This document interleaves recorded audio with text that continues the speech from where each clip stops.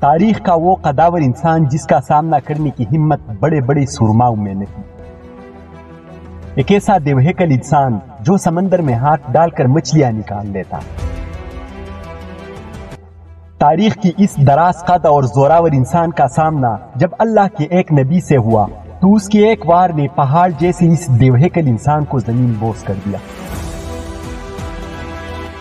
اللہ کا وہ نبی کون تھا اور اس دیو کا خاتمہ کس طرح ہوا؟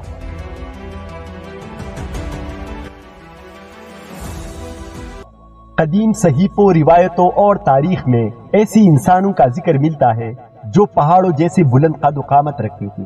ان میں قوم عاد، جبارین اور نفیلین جیسے نام شامل ہیں۔ یہ دیو دراصل کوئی الگ مخلوق نہیں بلکہ انسانوں کی طرح خد و خال اور بناوٹ کے مالک تھے۔ بعض لوگوں نے لکھا ہے کہ یہ دیوہیکل لوگ دراصل کسی مافوق الفطری مخلوق اور انسان کے باہمی تعلق سے پیدا ہوئے۔ انہی جائنٹس میں ایک نام اوج بن ینق کا ہے۔ یہ شخص اتنا لمبا اور دیو قامت تھا کہ وہ سمندر میں چلتا تو ڈوب نہ سکتا تھا۔ اونچے اونچے درخت اور پہاڑ اس کے سامنے چھوٹے معلوم ہوتے تھے۔ اس کی لمبائی اور قد اتنی زیادہ تھی کہ عام انسان اس کے سامنے کیڑے مکوڑوں کے مانند نظر آتے تھے۔ دراصل اوج بن ینق حضرت آدم علیہ السلام کا نواسا تھا جو حضرت آدم علیہ السلام کی بیٹی صفورہ کے بطن سے پیدا ہوا تھا۔ اوج بن ینق بچپن ہی سے اپنے ہم عمر بچوں سے زیادہ دراز قد اور مضبوط نظر آتا تھا، اور جب جوان ہوا تو اس کی لمبائی غیر معمولی حد تک بڑھتی چلی گئی۔ روایتوں کے مطابق اس کا قد 80 ہاتھ تھا۔ اوج بن ینق نہایت ہی سرکش، کافر اور جابر شخص تھا۔ بعض روایتوں میں آتا ہے کہ اوج بن ینق کا تعلق قوم عاد سے تھا۔ وہ قوم عاد پر عذاب کے بعد باقی بچ جانے والے لوگوں میں سے ایک تھا۔ چونکہ قوم عاد جسمانی طور پر لمبے اور دیوہیکل لوگ ہوتے تھے، اس لیے اوج بن ینق نے بھی ایسی ہی جسمانی بناوٹ پائی تھی۔ حضرت ابن عمر رضی اللہ تعالیٰ عنہ سے منسوب ایک روایت کے مطابق اوج بن ینق اس قدر دراز قد تھا کہ وہ سمندر کے نیچے ہاتھ ڈال کر مچھلیاں پکڑ لیتا تھا اور اسے سورج کے قریب کر کے بھون کر کھاتا تھا۔ جب اسے پیاس لگتی تو وہ بادلوں کو اپنی لاٹھی سے ہانکتا اور بادلوں سے ہی پانی پی لیتا تھا۔ کہتے ہیں کہ حضرت نوح علیہ السلام کے زمانے میں اوج بن ینق موجود تھا۔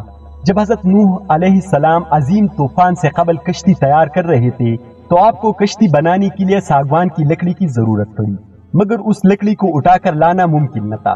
لہٰذا اوج بن ینق نے آپ علیہ السلام کی مدد کی اور وہ ان لکڑیوں کو ملک شام سے اٹھا کر آپ کی خدمت میں لایا۔ لہٰذا اللہ نے اس کی اس عمل سے خوش ہو کر اسے طوفان سے نجات دے دی۔ جبکہ بعض لوگوں نے لکھا کہ اوج بن ینق حضرت نوح علیہ السلام پر ایمان نہ لایا تھا اور اس نے کشتی میں سوار ہونے سے انکار کر دیا تھا، لیکن اس کے باوجود وہ اس سیلاب سے بچ نکلا کیونکہ طوفانی نوح کے وقت پانی صرف اس کے کمر تک آتی تھی۔ لیکن اکثر علماء نے اس بات کی سختی سے تردید کی ہے کیونکہ قرآن کی آیتوں کے مطابق طوفانی نوح کے بعد حضرت نوح علیہ السلام کی کشتی میں سوار ہونے والے اہل ایمان کے سوا کوئی بھی شخص زمین پر باقی نہ۔ اوج بن ینق نے لمبی عمر بھی پائی تھی۔ اس کی عمر 3600 سال تھی۔ وہ حضرت آدم علیہ السلام کے زمانے سے حضرت موسیٰ علیہ السلام کے دور تک زندہ رہا اور پھر حضرت موسیٰ علیہ السلام نے اس سرکش شخص کو قتل کر دیا۔ واقعہ کچھ یوں ہے کہ جب بنی اسرائیل کو فرعونیوں سے نجات ملی اور فرعون دریائے نیل میں غرق ہو گیا تو اللہ نے حضرت موسیٰ علیہ السلام سے یہ وعدہ کیا کہ شام کی مقدس سرزمین بنی اسرائیل کو عطا کی جائے گی۔ اس وقت وہاں ظالم اور جابر کنانی لوگ آباد تھے، لہٰذا اللہ نے حکم دیا کہ ان جابر لوگوں سے جنگ کرو اور انہیں وہاں سے نکال باہر کر دو۔ اللہ نے حضرت موسیٰ علیہ السلام کے ساتھ فتح کا وعدہ کیا تھا۔ حضرت موسیٰ علیہ السلام پر حکم نازل ہوا کہ بنی اسرائیل کے 12 قبیلوں سے 12 افراد کو چن لیا جائے اور انہیں سردار منتخب کیا جائے۔ لہٰذا سیدنا موسیٰ علیہ السلام نے 12 سرداروں کو چنا اور انہیں لے کر کنعان پہنچے۔ آپ علیہ السلام نے ان سرداروں کو شام کی طرف بھیجا اور انہیں بتایا کہ وہاں جا کر ان ظالم حاکموں کی خبر لے۔ انہیں یہ دعوت حق پہنچائی کہ یہ مقدس سرزمین ہمیں عطا کی گئی ہے، سو اب تم لوگ ہماری اطاعت کرو۔ اگر انہوں نے انکار کر دیا تو جنگ سے خبردار کر کے واپس آ جاؤ۔ جب وہ 12 سردار ملک کی شام پہنچے تو اس وقت وہاں کا حاکم اوج بن ینق تھا۔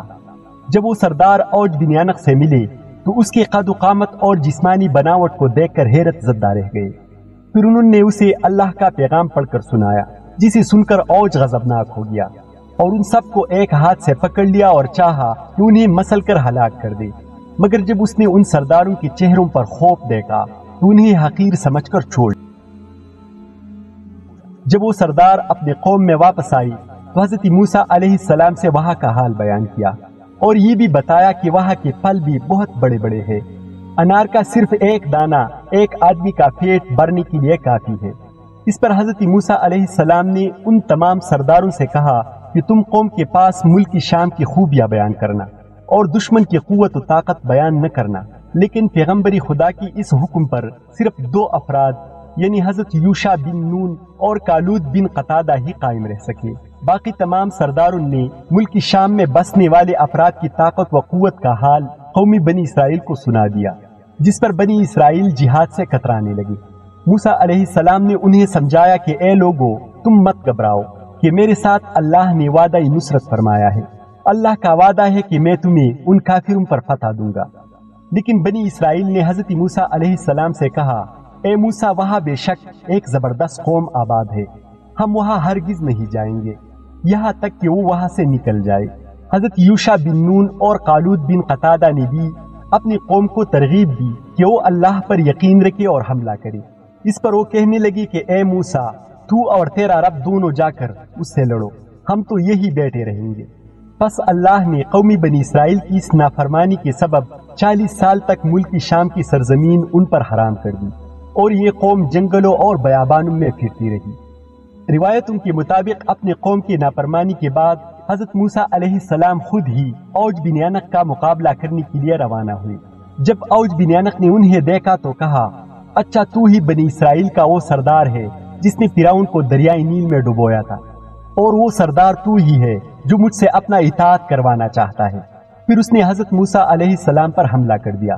موسیٰ علیہ السلام نے بھی جوابی حملہ کیا اور روایتوں کے مطابق زمین سے 10 گز اوپر اچل کر اوج بن عنق کے ٹخنوں پر اپنا عصا مارا۔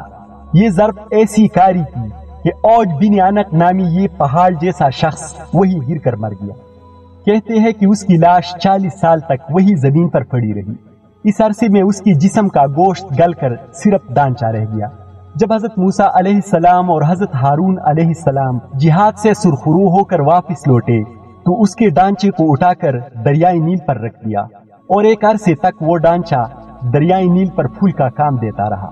مخلوق چاہے کتنی بھی سرکش اور قداور ہو، جب اللہ کی پکڑ میں آتے ہیں تو اس کی طاقت و قوت ریت کے مانند ڈے ہو کر رہ جاتی ہے، اور یہ بعد میں آنے والے لوگوں کے لیے نشانی عبرت بن جاتی ہے۔